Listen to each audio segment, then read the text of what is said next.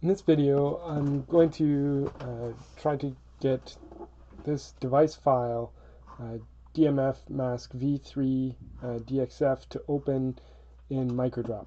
So I've just opened it in Inkscape, and perhaps I'll reopen it just so we can look at the settings that were used.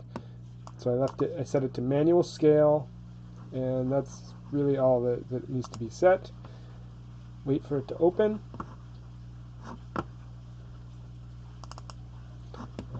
Maximize by pressing 4. That zooms into all the paths to fit them in the screen, and then Control-Shift-X brings up the XML editor, and from here we can really see the structure of the file. So if we look at any one of these elements, what we want to verify is that the paths are absolute coordinates by looking for capital letters here, and under the document properties, or sorry, not document properties, under preferences, I'm going to switch the input-output SVG output behavior, make sure this is set to absolute with force repeat commands. Now, we need to take all of the paths and we can cut them, and we're going to add them to a layer called device. So I'll just create a new layer called device, and then click on that layer, and then if you press Control-A or Control-Alt-V, it will paste them back into the exact same positions, but just on the new layer. Then the next thing that I'm going to do is I want to remove the other layers because they're not needed anymore, and so I will just delete that layer, delete, delete, delete. That step is not strictly necessary, but I'm just going to try to make sure that there's nothing else interfering. Okay, so now if we look at this group, this is the device, this corresponds to that layer. So that layer, if we look in the XML editor, see a group, SVG group element with the name or label device. And that contains all of these paths in it now. The next step is to bring this within the page. So we're going to resize the document. So I press Control-Shift-D, that brought up this dialog. And then you can use this resize page to drawing or selection, and that will bring the boundaries of the drawing to surround the edge of your chip layout. Now, one thing to note here is that these are probably not actually electrodes, so I'm going to take these and I'll create a second layer called reference electrodes, because I think, just inferring from this design, it looks like these electrodes are probably meant just for the top plate, so to do the connection to the top plate.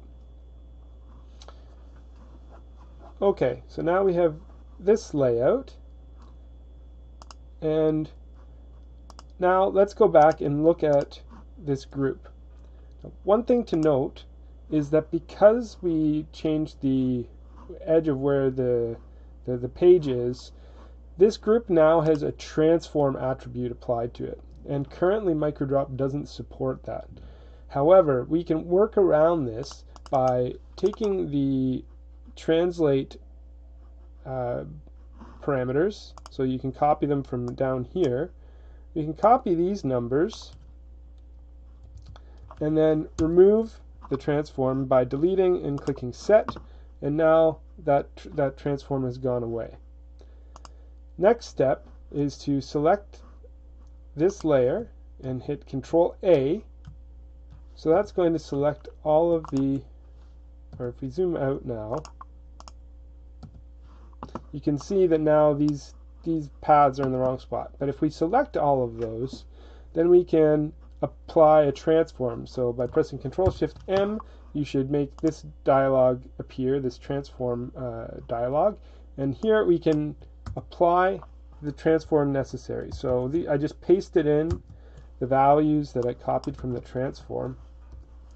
But one gotcha here is that this value for the vertical, Inkscape within the program, it automatically inverts or applies a negative multiplier to all y value or differences in y vertical changes. So it starts 0 from, so as we can see here, it considers the bottom of the page 0 and the top of the page, in this case 188, and that, I'm getting those numbers from down here. So just again 0, 188, 190, somewhere in there. But in the SVG itself, those coordinates are reversed. So in the SVG file, the top is 0 and the bottom is the 188. So to compensate for that, we need to take away the negative sign. And now we're doing a relative move, and we apply, and now you see all of those paths have been corrected back to their original position. And if we look at this group, it has no transform attribute, and neither do any of these elements. So now let's try saving this. Save as, and we're going to save it as an SVG, and I'll just save it to the downloads directory for now. And then I will run MicroDrop. So I'm just going to create a new window here.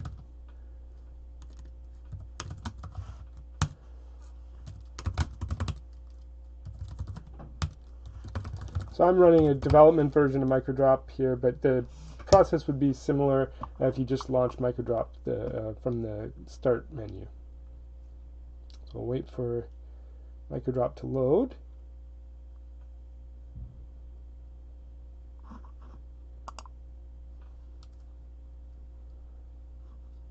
I've got an error there, but that's just from some of the development work that I'm doing. So now I will try to open the device. So load.